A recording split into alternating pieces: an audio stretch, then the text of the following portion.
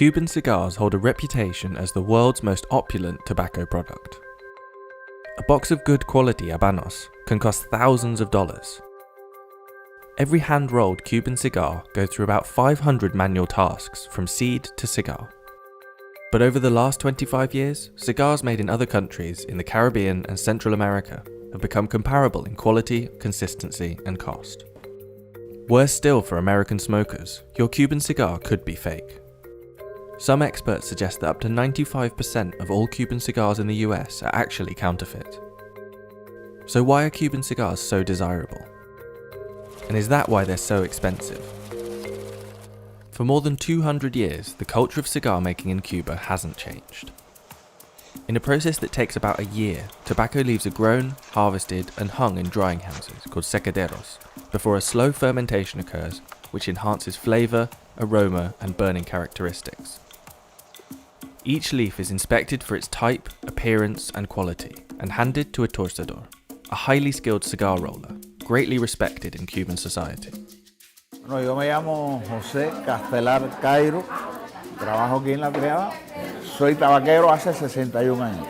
Para hacer un tabaco aquí en Cuba se depende de 5 tipos de hojas. Una hoja que se llama ligero, que es el que da la fortaleza en el tabaco.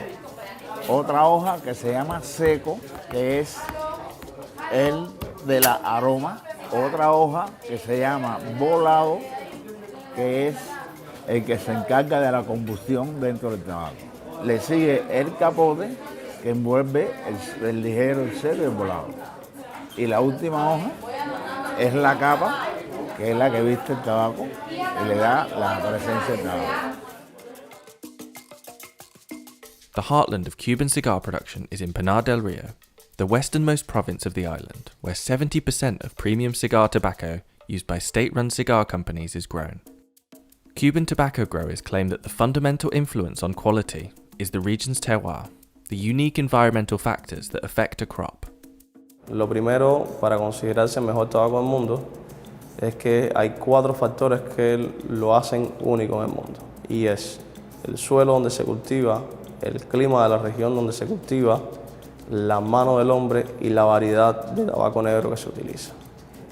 Muchas veces han tratado de llevarse la cepa, han tratado de llevarse la semilla, han tratado de llevarse la mano del hombre, pero en todos los lugares donde lo han puesto con condiciones similares no se ha logrado de la misma manera. But some cigar connoisseurs now argue that cigars from countries like Nicaragua and Dominican Republic, which the industry calls New World cigars, have become both desirable and reliable in the market. The offering has become improved incredibly. The presentations are excellent, the blending is excellent, the construction is excellent. In very general terms, New World cigars are better quality than Havana cigars because they have better quality control procedures. Havana have been very much behind the curve on quality control. I would say on an average box of Cuban cigars, 25 cigars, it's not unusual to get 3 that are unacceptable in terms of quality, usually in terms of construction more than blending. Whereas on an average box of 25 New World cigars, I would expect all 25 to be absolutely perfect. Despite the flaws in quality control, Mitchell, who's an expert in vintage habanos, still prefers Cuban cigars. I would say I smoke 8 Havana cigars to 2 New World cigars, and I absolutely adore Havana cigars. However, I very much appreciate New World cigars as well. It's nice to mix it up because there really isn't better, there's only different. So, you know, it's not a case of Cuban cigars are the best. They're the best for me, they're the best for a lot of people, but 40% of our customers, the best is New World for them. So it's just personal preference. In addition to quality, there are a few fundamental factors that determine the price of all cigars. Firstly, the size. Measured in both length and diameter, generally speaking, the larger the cigar, the more expensive it is. Secondly, the vitola. Differently shaped cigars which take extra time and consideration when rolling. Thirdly, the age. The longer a cigar has aged, intensifying the depth of flavour and aroma, the more precious it becomes. But lastly, and most importantly, is the branding. Habanos is the corporation part owned by the Cuban government that controls the worldwide commercialization of all Habanos cigar brands. All Habanos cigars are made in Cuba, but not every Cuban cigar qualifies as a Habano. The state-owned company issues protected denomination of origin approval for a selection of brands whose cigars it claims are manufactured to the most stringent quality control standards. To protect against counterfeiting, Habanos only exports to selected companies in each country.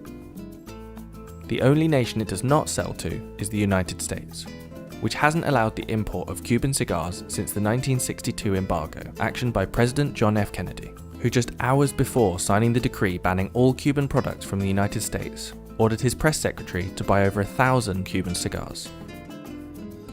Not only did this ban increase the desire for authentic Cuban cigars for American smokers, but it also created a booming black market for smuggled and counterfeit cigars. There's just so many fakes around in the US. You can't buy Cuban cigars and get them shipped into America. It's illegal for the Americans. And therefore, I don't know where they're buying from, unscrupulous people. Maybe the fake situation has declined a little bit since Obama opened up that you could travel, purchase Cuban cigars and bring them in personally if you've been on holiday somewhere. You know, I think you can bring in up to $800, I think. And above that, you can bring in whatever you want and pay a very small amount of duty. So it may have improved slightly, but I would say probably 95% of the cigars that are supposed to be Cuban cigars that I've observed quite simply are very bad fakes. Despite being the only country that cannot legally import Cuban varieties, the US is still the top cigar consuming country, by a considerable margin.